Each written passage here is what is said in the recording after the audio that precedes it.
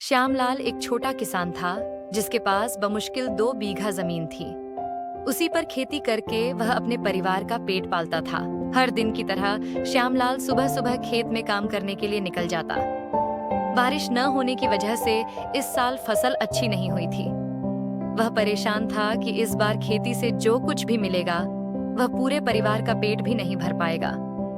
लेकिन फिर भी वह हिम्मत नहीं हारता था। राजू ने अपनी किताबें एक ओर रख दी और उदास मन से कहा, पिताजी, स्कूल में फीस भरने की आखिरी तारीख आने वाली है और मेरे पास पैसे नहीं हैं।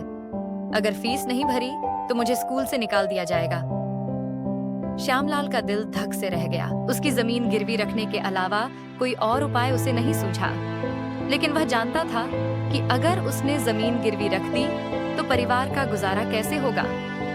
सुबह होते ही वह गांव के एक बड़े जमींदार के पास पहुंचा और अपनी जमीन गिरवी रखने की बात की। जमींदार ने उसका हाल चाल पूछा और फिर कहा, ठीक है श्यामलाल, मैं तुम्हें पैसे दे दूंगा, पर याद रखना, अगर वक्त पर पैसे नहीं चुकाए तो जमीन मेरी हो जाएगी। श्यामलाल ने भारी मन से यह सौदा किया, लेकिन उसके दिल में बस एक ही बात थी, राजू की पढ़ाई जारी रहनी चाहिए। वह घर लौटकर राजू को पैसे दिए और कहा, जा बेटा, अपनी फीस भर दे और मन लगाकर पढ़ाई कर, तेरे सपने ही हमारी उम्मीद है। राजू ने अपने पिता की आंखों में उस दिन कुछ खास देखा, उसके संघर्ष और त्याग का अटूट प्रेम।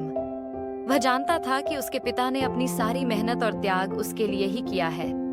उसने खुद से वादा किया कि वह अपने पिता के इस बलिदान को कभी व्यर्थ नहीं जाने देगा। समय बीतता गया।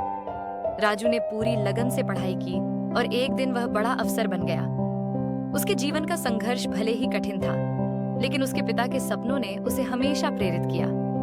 जब राजू अपने पहले वेतन से घर लौटा तो उसने अपने पिता के चरणों में बैठकर कहा, पिताजी, आज मैं जो कुछ भी हूँ वह आपके कारण हूँ। आपने जो त्याग किया उसे मैं कभी नहीं भूल सकता। श्यामलाल की आंखों में आंसू थे, लेकिन वे आंसू अब खुशी के थे।